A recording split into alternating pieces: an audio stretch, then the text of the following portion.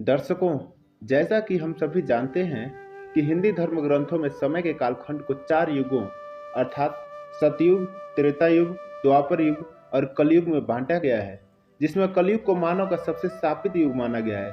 लेकिन मित्रों, आप ये नहीं जानते होंगे कि विष्णु पुराण में महर्षि व्यास जी ने कलयुग को सबसे सर्वश्रेष्ठ बताया है। उनका ऐसा कहने के पीछे का क्या तर्क था और ये कैसे हो सकता है युग कौड़ी सर्वश्रेष्ठ, जानेंगे आज के इस वीडियो में। तो नमस्कार दोस्तों, स्वागत करते हैं हमारा भारत के एक और रोचक वीडियो में।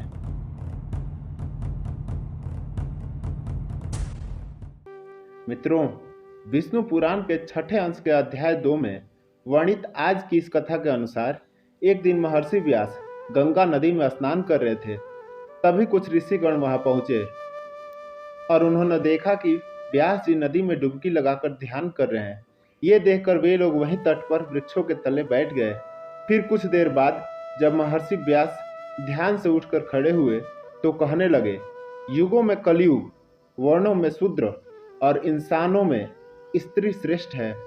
ऐसा कहकर उन्होंने जल में एक एक गोता लगाया और फिर कुछ समय बाद बाहर निकलकर बोले, शूद्र तुम श्रेष्ठ हो, तुम धन्य हो।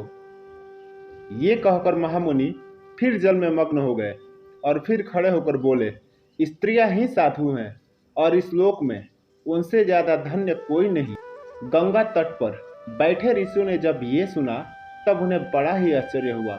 वह सभी आपस में बात करने लगे कि अब तक तो उन्होंने सुना था कि युगों में कलयुग सबसे श्रापित युग है और जातियों में ब्राह्मण श्रेष्ठ है, तो फिर व्यास जी ऐसा क्यों कह रहे हैं। तब उनमें से एक ऋषि ने कहा कि इस प्रश्न का उत्तर केवल व्यास जी ही दे सकते हैं। फिर कुछ देर बाद स्नान करने और नित्य कर्मों से निर्वारित होने के बाद व्यास जी मुनिजनों के पास पहुंचे और उनसे पूछा, आप लोग यहाँ कैसे आए। तब मुनियों ने उनसे कहा, हम लोग तो आए थे आपसे कुछ संदेहों को दूर करने के लिए, किंतु इस समय आप उनकी बात जानने दीजिए। हमें आप ये बताइए भगवान कि आपने जो स्नान करते समय कहा था कि कलयुग ही श्रेष्ठ है, शूद्र ही श्रेष्ठ है और स्त्रियां ही साधु हैं और धन्य है, इनका अर्थ क्या है। आप जैसे महर्षि कुछ भी यूं ही व्यर्थ में नहीं कह सकते। हम इस पूरे विषय को समझना चाहते हैं। मुनियों के इस प्रकार पूछने पर व्यास जी ने हंसते हुए जवाब दिया, हे मुनि श्रेष्ठों, मैंने जो इन्हें बारंबार साधु कहा उसके पीछे का कारण भी सुनो। फिर व्यास जी ने कहा कि जो फल सतयुग में 10 वर्ष तपस्या, ब्रह्मचर्य और जप तप आदि करने से मिलता है, उसे मनुष्य त्रेता युग में 1 वर्ष में, द्वापर युग में 1 मास में और कलयुग में केवल 1 दिन और रात में प्राप्त कर लेता है। इस कारण ही मैंने कलयुग को श्रेष्ठ कहा।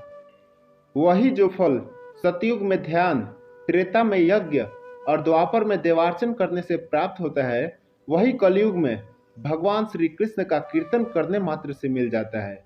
कलयुग में थोड़े से परिश्रम से ही पुरुष को महानता की प्राप्ति हो जाती है और इसलिए मैं कलयुग से अति संतुष्ट हूँ और इसे सभी युगों में श्रेष्ठ मानता हूँ। अब शूद्र कैसे श्रेष्ठ है ये बताता हूँ। ब्राह्मणों को पहले ब्रह्मचर्य का पालन करते हुए वेदाध्ययन करना पड़ता है और फिर स्वपार्धन से उपार्जित धन के द्वारा विधि पूर्वक यज्ञ करने पड़ते हैं। इसमें भी व्यर्थ का वार्तालाप, व्यर्थ का भोजन और व्यर्थ यज्ञ इनके पतन के कारण बनते हैं। इसलिए उनका सदा संयमी रहना जितना मुश्किल है, उतना ही आवश्यक भी। इस काम को अनुचित तरीके से करने से इन्हें दोष लगता है। यहाँ तक कि भोजन और जलादि भी अपनी इच्छा के अनुसार नहीं बोल सकते, क्योंकि इनके सभी कार्यों में पारंतता रहती है। इस प्रकार वह कई क्लेशों से पार पाकर पुण्य को प्राप्त करते हैं। किंतु जिसे केवल मंत्रहीन पाक यज्ञ का ही अधिकार है, वह शूद्र दूजों की सेवा मात्र करने से ही सदुगति को प्राप्त कर लेता है। इसलिए वे अन्य जातियों की अपेक्षा धन्य है। हे मनु, इसलिए मैंने उसे साधु कहा है। अब स्त्रियों को किस लिए सर्वश्रेष्ठ कहा है ये बताता हूँ। पुरुषों को तो धर्मानुकूल प्राप्त किए हुए धन से सदा सुपात्र को दान और विधि पूर्वक यज्ञ करना चाहिए। जैसा कि आप सभी जानते हैं कि इस द्रव्य के उपार्जन तथा रक्षण में महान क्लेश होते हैं और उसके अनुचित कार्यों में लगाने से भी कष्ट भोगने पड़ते हैं। इनसे बचने के लिए पुरुष निरंतर उपाय ढूंढता रहता है। इन तथा ऐसे कष्ट साध्य उपायों से ही कोई पुरुष शुभ लोकों को प्राप्त होता है। किंतु स्त्रियां तो केवल तन मन वचन से पुरुष की सेवा से उनकी हित कार्य न होकर भी पति के समान ही शुभ लोकों को प्राप्त कर लेती हैं। ये उत्तम नहीं तो क्या है। इसलिए मैंने तीसरी बार ये कहा था कि स्त्रियां साधु हैं। स्त्रियों के अलावा महर्षि व्यास जी ने बताया कि जिन पुरुषों ने गुण रूपी जल से अपनी सभी दोष धो डाले हैं, उनके थोड़ा सा प्रयत्न से ही कलयुग में धर्म शुद्ध हो जाता है। अगर ये वीडियो आपको अच्छी लगे तो वीडियो को लाइक और शेयर करें और चैनल को भी सब्सक्राइब करें।